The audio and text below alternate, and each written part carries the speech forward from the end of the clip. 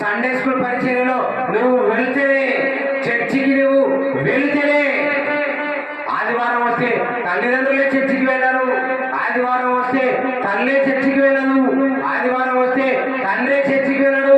ఇంటి దగ్గర పడుకొని హ్యాపీగా నిద్ర పోతారు తప్ప, ఇంటి దగ్గరనే ఉండి సంతోషంగా గడుపుతాడు తప్ప చర్చికి వెళ్ళరు.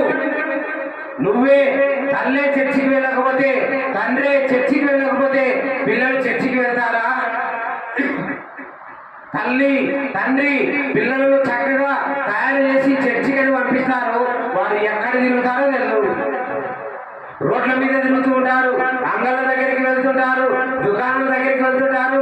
వాళ్ళు పీర్ గ్రూపుగా ఏర్పడి, వాళ్ళ స్నేహితులుగా ఏర్పడి అక్కడికి వెళ్దాంపా, ఇక్కడికి వెళ్దాంపా అని ఊరంతా తిరుగుతారు.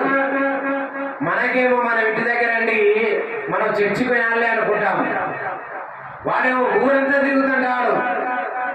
సండే స్కూల్కు పంపిస్తే సండే స్కూల్ టీచర్లే సరిగా ఉండరు, వాళ్ళ మాట వింటారా? వినరు. సండే స్కూల్ బాగా జరపమని వాళ్ళకు అధికారం ఇస్తే వాళ్ళు ఏదేదో చేస్తుంటారు. సండే స్కూల్లో ఇప్పటి వరకు ఎన్ని నెలలు, దాదాపు ఈ 2025 సంవత్సరము 6 నెలలు మనకు సంపూర్తయ్యాయి. కనీసం 6 నెలకు ఒక కంటక వాక్యమైనా చెప్పాలంటే ఒకటి రాదు. కంటక వాక్యము చెప్పని ఎవరన్నా అంటే వాళ్ళకు చెప్పనికే రాదు. అలాంటి సండే స్కూల్ ఉన్నాయి. ఒక పాట పాడమంటే పాడింది ఎప్పుడో నేర్చుకునే పాట ఇప్పటికి అదే పాట పాడుతుంటారు. సండే స్కూల్ పరిచయం అంటే ఆశమాసి పరిచర్య కాదు. సండే స్కూల్ పరిచయం చాలా విలువైనది, ఘనమైనది.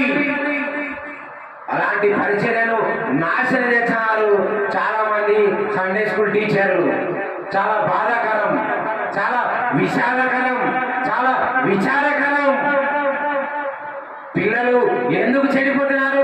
చిన్న వయసులోనే తల్లిదండ్రులను ఎందుకు చంపుతున్నారు? తల్లిదండ్రులను ఎందుకు చంపుతున్నారు అంటే కారణం ఇదే.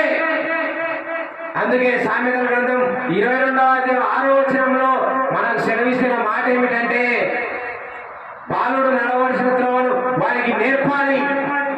చిన్న వయసులోనే వారికి విద్యాబుద్ధులు ఏ విధంగా నేర్పించాలని అనుకుంటావో సంస్కారం, వినయం, విధేయత నేర్పియాలి. అలా నేర్పించినప్పుడే మనం బతికింటాం. అలా నేర్పినప్పుడు వాడు మనల్నే కొడతాడు, మనల్నే చంపుతాడు. ఆస్తి కోసమో, అంతస్తు కోసమో, దేనికోసం